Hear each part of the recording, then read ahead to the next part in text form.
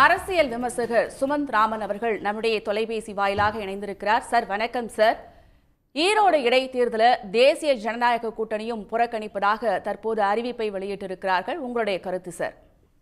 இது எதிர்பார்க்கப்பட்டது. இது எதிர்க்கட்சிகள் எல்லாம் கிட்டத்தட்ட ஒன்று கூட ஒரு முடிவு நோக்கி சென்று கொண்டிருக்கிறார்கள் அப்படிங்கிறத காட்டுது. ஏன்னா ஓராண்டுக்கு முன்பு இது நடந்திருந்தால் நிச்சயமாக பாஜக போட்டியிட்டு அதிமுகவினுடைய வாக்குகளை பெறக்கூடும், அதை எடுத்துக்கொள்வோம் அப்படிங்கிற நோக்கத்தோட செயல்பட்டு இருக்கக்கூடிய ஒரு வாய்ப்பு இருந்திருக்கிறது.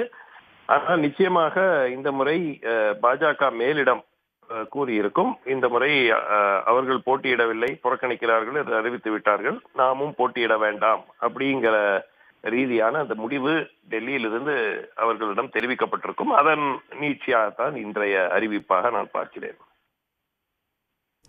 2026 சட்டமன்ற தேர்தலை நோக்கி நாங்க செயல்பட்டு இருக்கிறோம், அதனால இந்த இடைத்தேர்தலை புறக்கணிக்கிறோம் அப்படின்ற ஒரு விளக்கத்தை கொடுத்திருக்காங்க. நீங்க இதை எப்படி பாக்குறீங்க சார்? இந்த எக்ஸ்பிளனேஷன் பெரிய ஒரு அனாலிசிஸ்க்கு தேவையில்லை. ஏன்னா ஒவ்வொருத்தரும் ஒவ்வொரு காரணம் சொல்லுவாங்க. ஒண்ணு பணபலத்தோட எங்களால மோத முடியாதுன்னு அதிமுக சொல்றதோ, இல்ல 2026க்கு நாங்க ரெடி பண்ணிக்கிட்டு இருக்கோம், அதனால என்ன ஒரே ஒரு பை எலெக்ஷன்ல போட்டிடுறதுனா போட்டிடலாம், அதனால அது ஒரு பெரிய காரணமாக நான் பார்க்க மாட்டேன்.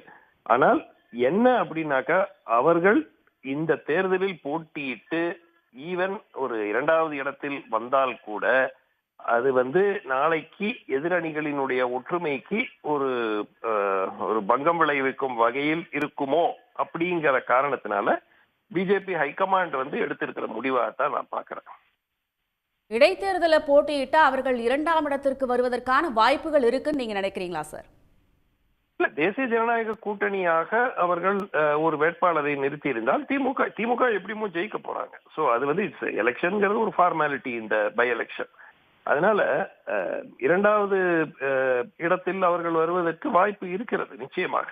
அதிமுக புறக்கணிக்கிறது என்று அறிவித்து விட்டார்கள், தமிழக வெற்றி கழகம் போட்டியிடவில்லை என்று அறிவித்து விட்டார்கள்.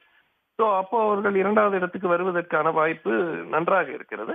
ஆனால் அது செய்தால் அது நாளை அது அதிமுக அதை எவ்வாறு பார்ப்பார்கள் என்ற காரணத்தினால நிச்சயமா அந்த முடிவு எடுக்கப்பட்டிருக்கிறதா தான் நான் பார்க்கிறேன்.